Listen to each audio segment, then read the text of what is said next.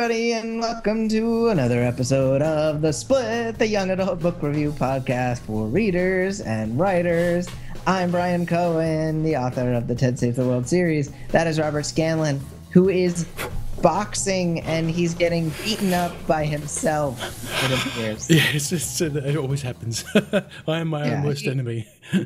Yes, we all are. And he wrote the Dreamer Chronicles. I didn't get a chance to say that. But yeah. It's okay. But I'm always glad to have you in my corner of the ring, Brian. I'm here for you, man. So today, Phoenix Island by John Dixon, a really interesting book.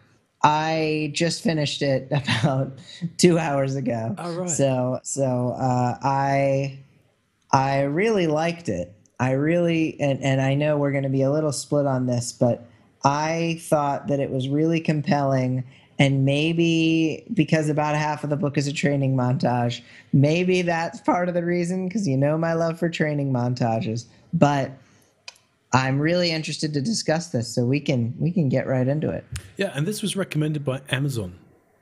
Thank you, Amazon. For your... That's right. Amazon says, I haven't read it yet, but I'll send you this email that says, Robert Scanlon, you should buy this book. And it was discounted. So I thought, oh, yeah, that's won an award. And it's young adult, and it's kind of interesting, and it's got some stuff about fighting. Brian will like that. Yeah, let's read that. So. Brian will like that. There's fighting in it. He's so shallow. I am shallow. Yeah. No, nonsense. So let me do the summary then, shall I, this time around? Yes. Thank you for giving me that. So Phoenix Island by John Dixon. At 16, Carl Freeman is already a state and national boxing champion, but his penchant for stepping in and punching out anyone victimizing or bullying anyone else has got him into big trouble over and over. So much so that Carl has had to move around the country as institution after institution can't handle his fits of rage against the underdog anymore, as well as the trail of bloodied noses and broken jaws. But Carl is doing his best to live up to his deceased father's expectations of doing good. Badly wounded in a domestic violence investigation, his father retired from the police force a broken man, his mind destroyed from his injuries. At a very early age, Carl was left to defend his traumatized father from neighborhood taunts, until a judge suggested he join a boxing club and he met his mentor. Then, Carl's father passed away and his mother committed suicide, and now with no place left willing to take him, one judge sends Carl to Phoenix Island to be held captive until he reforms and he's 18. Or face life in prison. Carl accepts his fate, but he has no idea of the hell he is about to face. Boo! The hell he is about to face. Yeah, so what did you think, Brian? You liked it? Love this book. I thought that it was super cool, and I had no idea where it was going to go from the beginning. Really just had no idea. I was almost like one of these orphans, and it's a group of all kids who are in similar situations to Carl and who are on this island, and I had no idea what was in store for them, and what I thought was in store for them was almost a misdirect, a redirect kind of thing. Yes. From the beginning. And when you it's kind of the middle. We talked about this a while back, how having a turn in the middle of the novel is a really interesting way to just get you reinvested in what is often a slow part for a lot of books. And there's a turn in the middle of this book that is unexpected and interesting, and I really bought it. I mean, it hooked me in, and I was excited to see what happened next. So as a reader, 5 stars for me for sure. And I was already looking at the summary of the sequel just to see if it was worth picking up. Yeah, it's an interesting one, isn't it? You're right about the middle thing, and it's famous in movies. You know that the middle is what makes or break. It's also meant to be the part where the hero finally sort of steps up and says, "Right, you know, we're gonna win this." And then of course they don't by the time you get to the beginning of the third act. But you know that's cool. Even though we all know that, it makes for a great story. It's an archetype that the Western world at least loves, and this book is definitely written to that sort of archetype. I actually didn't like that twist. I just thought it was stupid. So we really quite split. It wasn't unpleasant to read, but all the while in the back of my head, this sort of, you know how you're supposed to suspend disbelief. So I just couldn't do it. I just couldn't, no, that wouldn't have happened. This is going on in my head the whole time. But it's a fast-paced, thrilling, violent story that keeps you on the edge and it keeps you going. As you say, you don't really know what's going to happen next.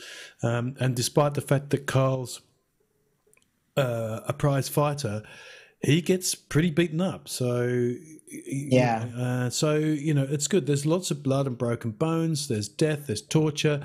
Whilst there's no sexual content and only the hint of a romance, that there's definitely it's not really for a young or a timid YA reader. This is for your full on.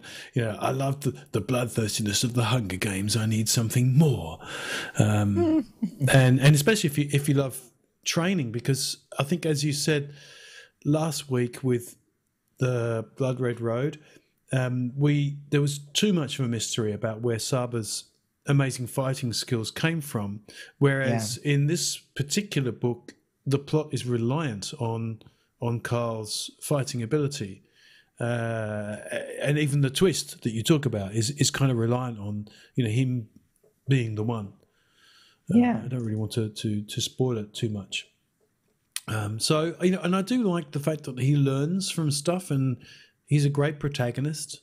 He's got good motivation, even if it's a little heavy-handed, about his father was a policeman who was, badly injured in this thing. At least it's there.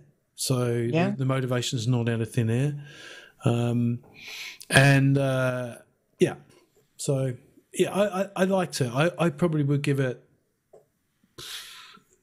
just under 4 stars if I was having to rate it. So it's certainly not a bad book. There were just some things.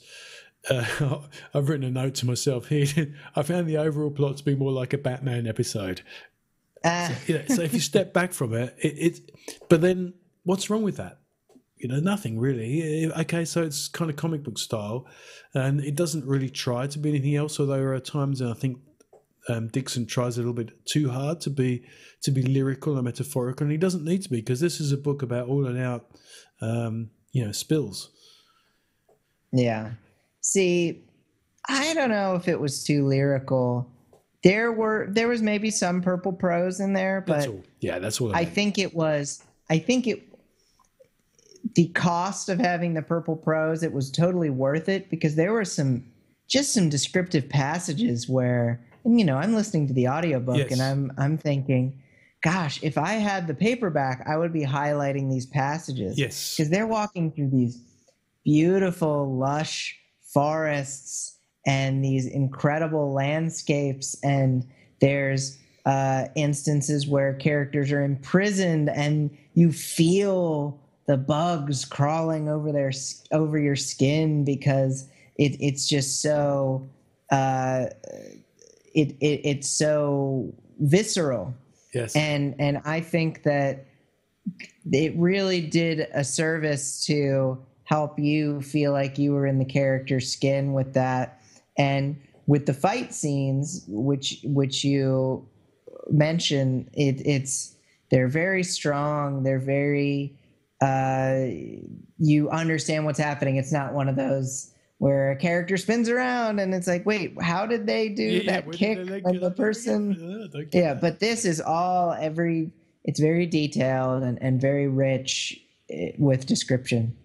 And so those fight scenes, and there are a fair amount of fight scenes and action, they're so good that every time you get to one, you're kind of like, ooh, get out my popcorn, start eating, because this is movie time. It's exciting. It's well worth reading for the fight scenes, and so much so that I was curious and looked the author up, and of course he has a boxing background. So when I say of course, I mean that doesn't mean of course he found it easy. No, I mean of course he's drawn on that. and he's really illustrated it beautifully. I do agree with you. Yeah. Interesting though, I'm quite split with you about. I like the jail scenes or the cells that they were in. They were obviously, they were made out to be pretty yucky, pretty disgusting. Mm-hmm. But the bug scene in particular, I just thought it was silly. Oh, it's totally gross. I thought it was silly. It didn't make my skin crawl. I just said, oh yeah, come on, okay, I've got it. You've overdone it now. You've gone past it. There's too many bugs. There are too many bugs in this scene. Exactly. You've gone buggy. I counted them. I counted them. One too many. I think one less would have been what fine. we learned about what people must learn about the split is that I'm sometimes really picky about the tiniest stupid detail that, quite frankly, just doesn't matter.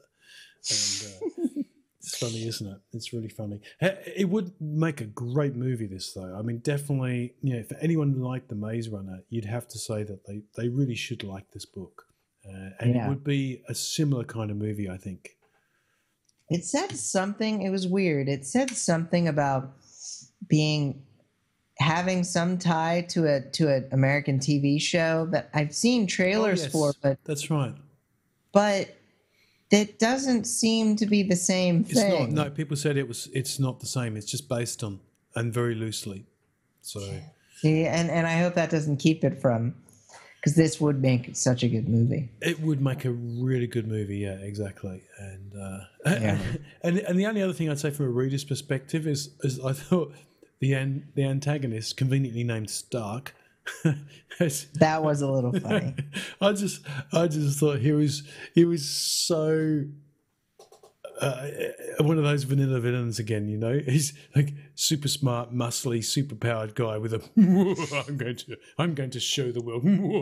You would love the audiobook because the narrator has kind of a normal speaking voice, but then when he does Stark, he's just like, don't you understand? Like, it's not Batman, but it's like really deep compared to everything else. I'm gonna show the world it's not. It's not Joker. It's good, actually. I can't replicate it. It's just it sounds more intelligent than what I can do with a dark voice. I actually really liked it. At first, it was a little off-putting, but I think. Okay. Well, that may have made it a little bit more easy to relate to him. Mm-hmm. If it's a well done and not a fake villain voice, then that definitely would have helped, because there were some of his monologues that just went on about how effectively saying the liberal do-gooders all needed to be shot, and we just need, and if there are people who do bad in the world, we just take them out there and blow their brains out. I'm going to show these sissies. Yeah, okay, all right, I got it. It wasn't subtle. Yeah. See, if anyone was one-dimensional, in my opinion, it was Parker, the sergeant or true whatever. He to me was just a meathead. He was a meathead, dumb muscle guy, bully that you just wanted to see get beaten up. Yeah, and you do. Yeah, yeah. Yay! A couple of times. Yeah, so there are some satisfying beat up scenes in this book. Yeah, there's some definitely. You're a teenage boy, you're going to love this. Yeah. Let's do some writers' perspectives. Sure. It leads me straight into one of mine, which is I really love being a part of Carl smashing Parker's face to pulp. Right? Oh, get smacked down. It was hilarious. You read it going, yeah, come on. It's over. Damn. I want to see more of that. Yeah. Now, when the good guys, because the good guys get beaten down so much in this book that when you get around to the good guys landing some blows, it's just very exciting. Yes. And I mean, that's it. You just kind of you're really on the good guys' side, and so when the good guys have some success, it's a very exciting day in the day of your reading. That's right. Yeah, it's just a good time. As you said, if it was a paperback, you'd just be scratching a big FTW on that page. You go, Carl for the win. Oh man, you're dead meat, Parker. Yeah, it's hilarious. So yeah, I mean, I think those are the really good parts, and you're right. That brings to mind a really nice thought about Dixon's ability to continue to keep the good guys down until you just can't wait for them to have a win, and then when they do, it's seriously satisfying. Yeah, for sure. And I think more writer perspective stuff. This is an interesting setup here with the point of view. We're almost entirely from Carl's point of view, but every so often when it's convenient for Dixon, he throws in a another perspective. I forget. Ophelia, what's her name again? She was so forgettable I haven't even written the name down. It's Ophelia or something, right? She was a hottie though, wasn't she? Right? Yeah. With a strand of white hair. That's the one. Yeah. Yeah. So every so often he would put a perspective from hers just to round things out a little more. And I don't know if it always worked. I don't know if it always worked. Yeah. I think that you needed it a couple of times, especially maybe when Carl was indisposed. Yes. But maybe splitting the perspective a little more would have given us more, and maybe it would have made her less forgettable. Yes, true. So, because we didn't really get to see the girls' side of the camp that much. We didn't, and she wasn't very. I don't know. She didn't seem. She didn't show as much of herself, did she? When we did have her point of view, I'd actually forgotten about it completely. And only with you talking about it, I go, oh, right, okay, yes, that's right. There was a girl's point of view in there. And it is a little bit sudden at times when you think, oh, no, I didn't want that. I wanted to be in Carl's head because Carl's the boxer and I want him to smash some more baddies to pieces. Yeah. So there is a bit of that. Yeah, maybe she needed some more identifying characteristics. I think that's probably what it out. was. Yeah, I'd say that's probably what it was. But she was pretty tricked too. I mean, she'd certainly, she wasn't a... she wasn't just a wheeled-in, good-looking girl. I mean, she had her own skills. Yeah. She like, it kind of stinks when the only girl character of any note has to end up playing the damsel, which she does at a couple of points. Yeah, good point. And I understand this is a guy book. This is a book for guys. Yeah. So I understand that, but I think that more could have been done there. And she has her moments when she's with a couple of Carl's friends and there's kind of butterflies involved and it gets a little wacky. Yeah. Which maybe that'll be explained in book 2 because it certainly wasn't explained in book 1. But I think that there was an opportunity there to maybe give her a little more something to do.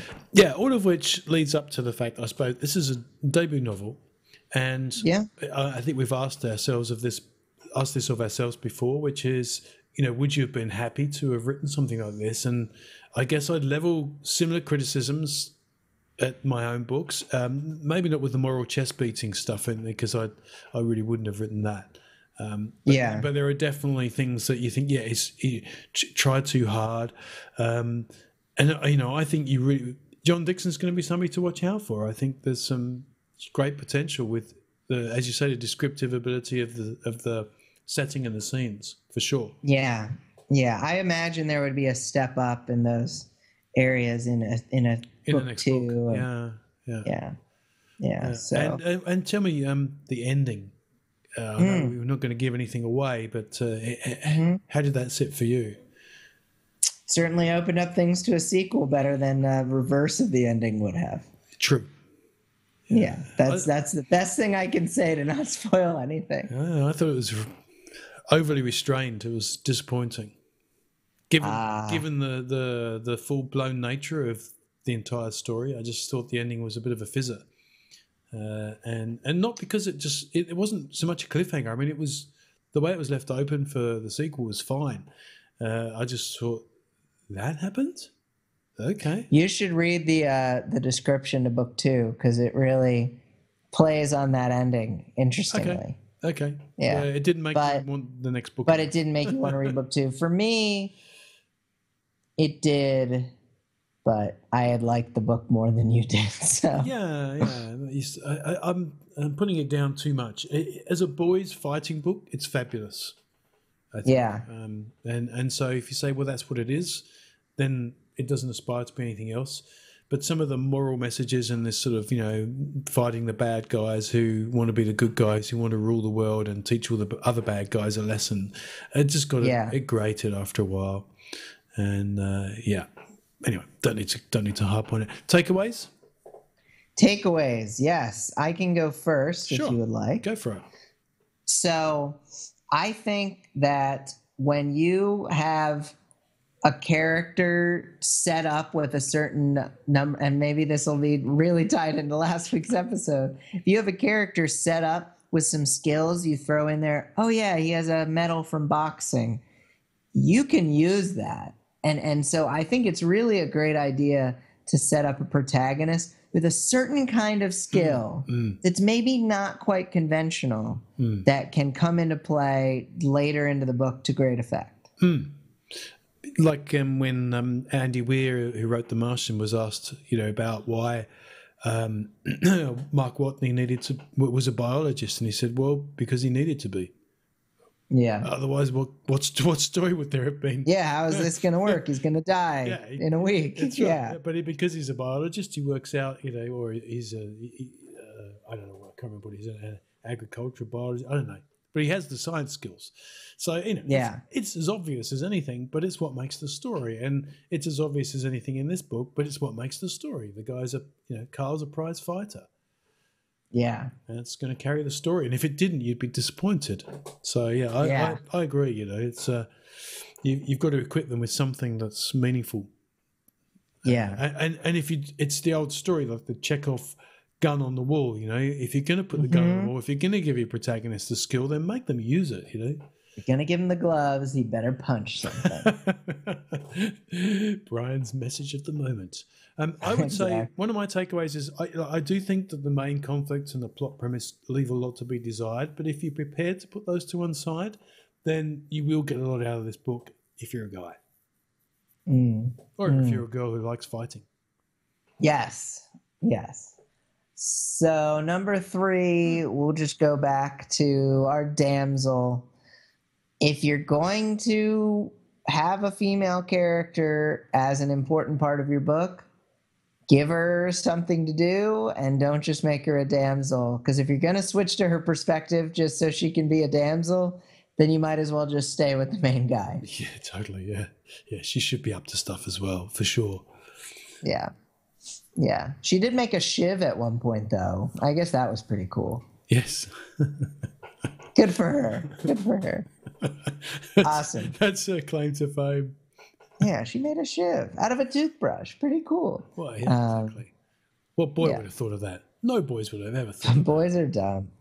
So, would you like to do the prompt of the week this week? Well, I have one. I can if you like, yeah. I would love it. Okay. I'm wearing a mask for some reason.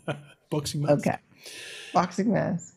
Your hero is unmanageable due to a flaw that sees him or her fly into violent rages when they witness injustice. One last incident is too much, and they must overcome a seemingly insurmountable or unwinnable ordeal in order to gain their prize. What is the ordeal, and how must they overcome it?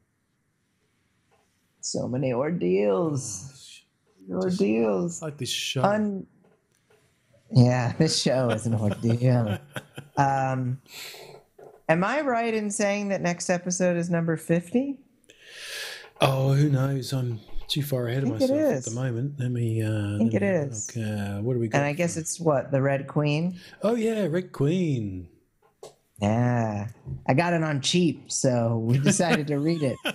But I kept getting it recommended to me on Audible. See, so another recommendation by Amazon.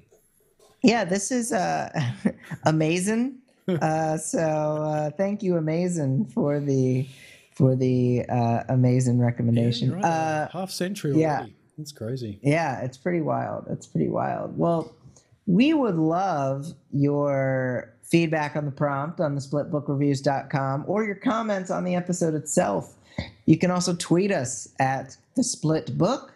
You can send us an email at podcast@thesplitbookreviews.com for any recommendations. There's all sorts of stuff you can do, including writing an iTunes review and telling the world what you think about our humble podcast. And my snobbish opinions. Snobbert. Last week I was more snobby. We need some nickname for me when I'm snobby. I'll put some work into it. Yeah. But you were Snobbert this week, so Snowbirds. But we would love it if you came back to see the two of us next week for episode 50, where we do the Red Queen. Really excited about that, and you should come back every week for a new book review from a reader's and writer's perspective. I'm Brian Cohen. That is Robert Scanlon. Until next week. Keep punching the bad guys. Thank you guys for watching. Somewhere on this page is a subscribe button to the Split channel. We do reviews every week. We would love it if you followed us every single week. Isn't that right, Robert? That's exactly right. Follow us now. Hit the subscribe button. Do it.